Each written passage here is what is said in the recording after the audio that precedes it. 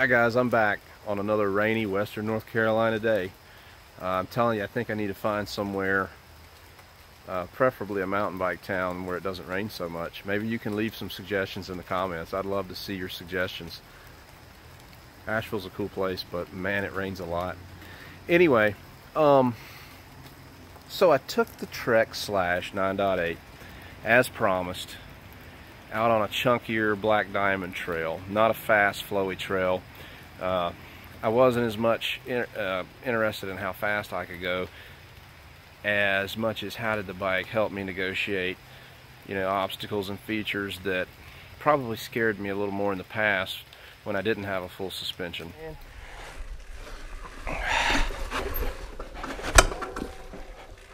That part was pretty bad right there. Hey!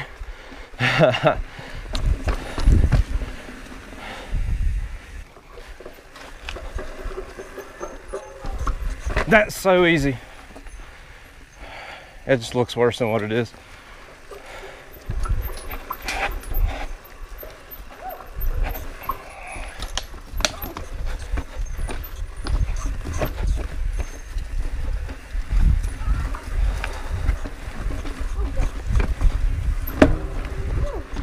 Lots of tire popping going on.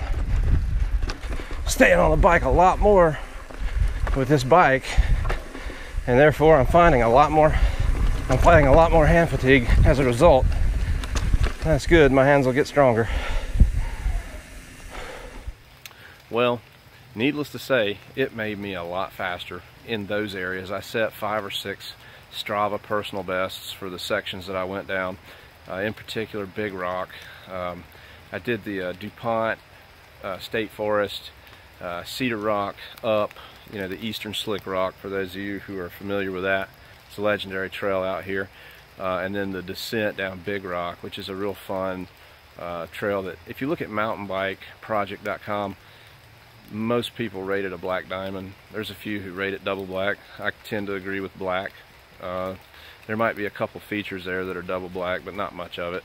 And so, anyway, I set a Strava personal best for that descent, despite the fact that I went over the handlebars. Now, I know this seems staged because I put a caption up at the end of part 2 that said, will this test on the chunkier, more technical trail, will this test being over the handlebars, or will the Slash deliver me safely? Well, it did deliver me safely. However, I did go over the handlebars, and you're going to get to see that footage here in a few minutes. It's really funny, so, you know, enjoy it, laugh, because no one was harmed. The bike wasn't harmed, importantly, as well. But I learned a good lesson from it. And the lesson that I think I learned is I got a little overconfident with my new equipment. And the bike is just as capable as I thought it would be. It's just that I pushed myself too far, okay? Or maybe I should say I allowed the bike to push me too far. It talked me into it. I don't know, that's my excuse. But anyway, I probably tried to do something different that I probably should not have done. If you're familiar with that particular trail, and if you recognize that feature, it's a big steep rock drop. The left side's the best line. It's steeper, but I've done it before on my hardtail. But I tried to take it a little faster on the right side. It's rootier, not as steep, but it's rootier and a little chunkier over there. And I scotched my front tires, you'll see, on a root. Just went right over the bars, man. Landed great, landed in a nice sandy soft area, so no issues, the bike's fine. It's going to be fun to watch, but at the end of the day, I think my analysis is, yes, it handled the black diamond trails much better. Here's where the carnage starts.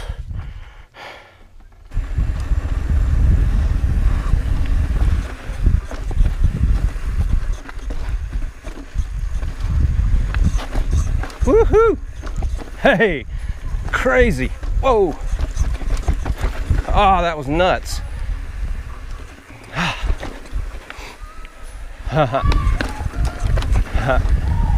Sounds like the train behind me is successful.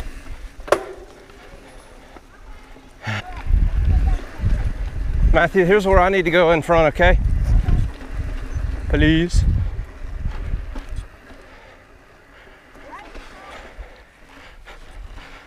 Watch that right, it's a doozy.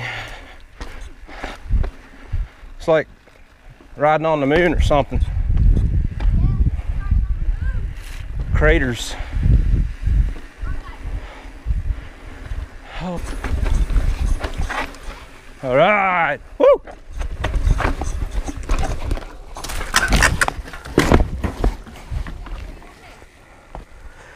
Woo! Yeah. That root got me. No, it was just dramatic. I feel fine. I just hope my bike's okay. The lesson I learned from this whole event is that while this bike made me better in a lot of ways, particularly it made me faster, it didn't make me Superman, and it didn't automatically promote me to expert rider. I may look like that when I pull up, but when I get on the trail, if I try to act like I'm that guy, trail's gonna make me pay for it. So I guess the moral of the story is, it's great to have confidence in your new equipment, and it's great to let it push you, particularly when it's a piece of equipment that you don't have the ability to push it to its full extent. It pushes you, so it helps you to get better. But always be a little bit mindful, be a little bit weary, because some of those features out there will get you and you can get hurt. And so I had to learn that lesson. It's a good thing. So I still got to remember I have a limit, and I need to ride within the limit of those abilities.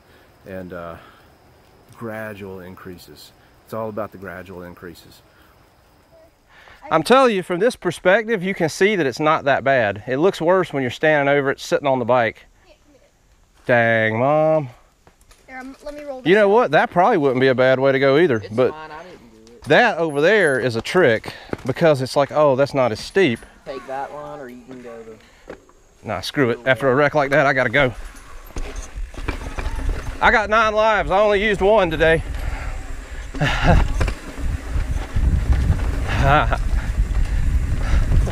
Woo! All right. Ha ha ha.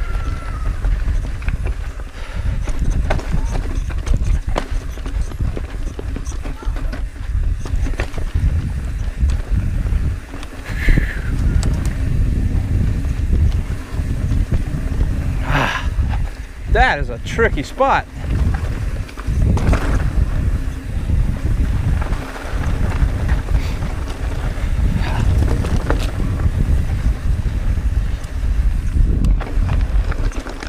Whew. I still think next time I'm going to fly straight off that feature. I'm just going to fly straight off. I don't know. Probably shouldn't try that, but that's kind of what I'm thinking. You know, I wanted to comment real quickly on climbing on the Slash 9.8. All I read about in the reviews, and all the reviews I read for all the different bikes I was looking at, whether it was, you know, Evil or Pivot or Trek or, you know, you name it.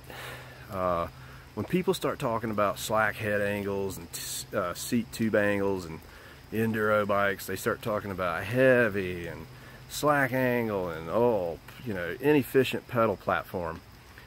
So it really got me worried.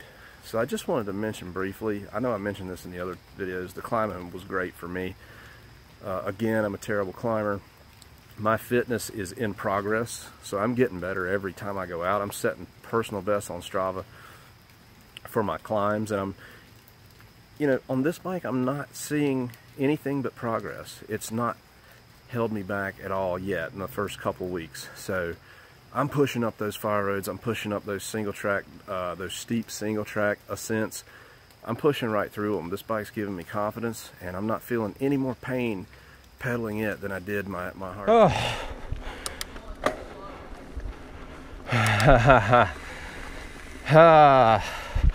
How often am I leading the pack on the climb? Not very. Whew. Just Cadillacing up that incline in the Eagle gear. And for me and my fat rear end, I find that Eagle gear invaluable. I love it. This Eagle drivetrain has a really nice range. I'm liking it a lot. Whew.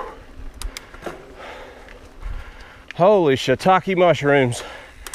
Are we at the top? We are. Dude, that was a world record for me. Climbing on the slack angled enduro bike. Whatever.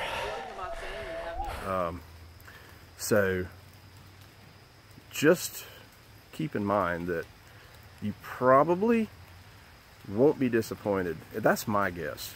You probably won't be disappointed in how these bikes climb. I know that some bikes like Evil have even slacker seat tube angles, so that might be an issue there. It's a couple degrees, 2-3 degrees difference, I believe. It may make a difference on that bike, but on the Slash, I can't tell. Again, I just wanted to reiterate that. I didn't want to do a whole separate video on climbing because I figured that would be boring. But anyway, I really think this bike climbs well. I can't say that enough. I'm still feeling much better on these climbs. I mean, I've never climbed this efficiently. Not that I'm climbing efficiently, but this is the most efficient I've ever climbed out here.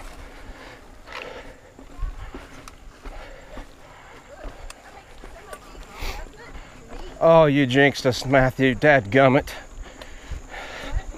He said that was the harder one. And then here it comes.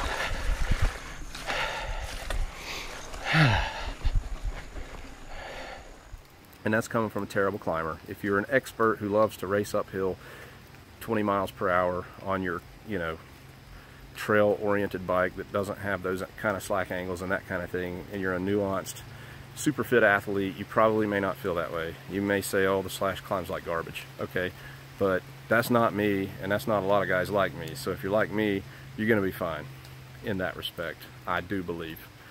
So, all in all, it went well. I'm super duper happy with my purchase. Very expensive bike by my definition, and I'm not regretting the empty space in my bank account. Hopefully I'll recover from that soon, but I think it was worth it. I really do. Now I hope long term, the maintenance and durability of the bike hold up, and I don't have any reason to believe it won't. But also there are probably going to be things that I'm going to learn from it over time, more of a long-term assessment, to where I can come back later and talk about things that I've noticed, things that might need improvement or changing. I don't know, but maybe I'll come back later and talk about those things. But for those of you who've already responded, who are thinking about this bike, by all means, if you can get on one, do it. And if you can't get on one and it's the one you're leaning towards, at least if you're in my position and you're not an expert rider who's looking for all these nuanced behaviors, all I can say is it's a great choice. It's been a great choice for me, and I hope to make a lot more videos of trails, and I hope to get better at editing those and making them more entertaining and shorter than the ones I've done in the past. And I'm going to include my whole family in on it, and hopefully you guys will join along with us on our crazy adventures out riding the trails. So anyway, if you have any questions, put them down in the comments. I'll try to answer any that I can, that I'm able to answer. And if I don't know the answer, I'll say I don't know. But thanks for watching. Hopefully we'll put some more rides up in the next week or so. And for those of you who took the time to watch, subscribe, comment, I really appreciate it. And hopefully I can put out some more entertaining rides for you guys. Maybe you can see some trails that you were wanting to look at from a different angle, or how they're ridden by guys who maybe aren't the best in the world, right? It's always fun to watch the guys who are the best, but sometimes you wonder, how's this trail going to be for a guy like me? Well, I can show you that, and maybe you'll even get to see me get better. And I'm also going to be introducing the rest of my family, and we can, go out and hopefully you'll get to see them grow as well. We're really fortunate that as a family, we all enjoy this activity and this sport, and we all have our strengths and weaknesses as a family in terms of mountain biking, and it's just going to be fun to watch us, I think, get better and compete with one another and just have a good time.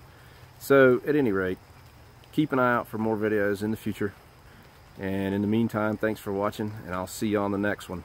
All right, watch out for hackers.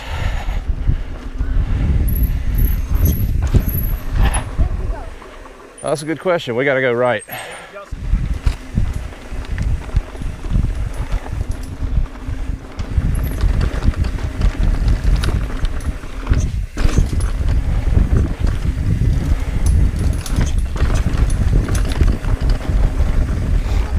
Ha ha ha ha. Pro biker behind you.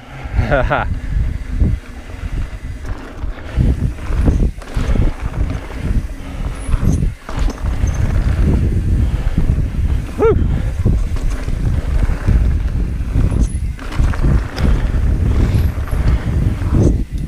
Woo. Ah, all right. Woo. Good one. Yeah. Oh, that sucked. I missed that one.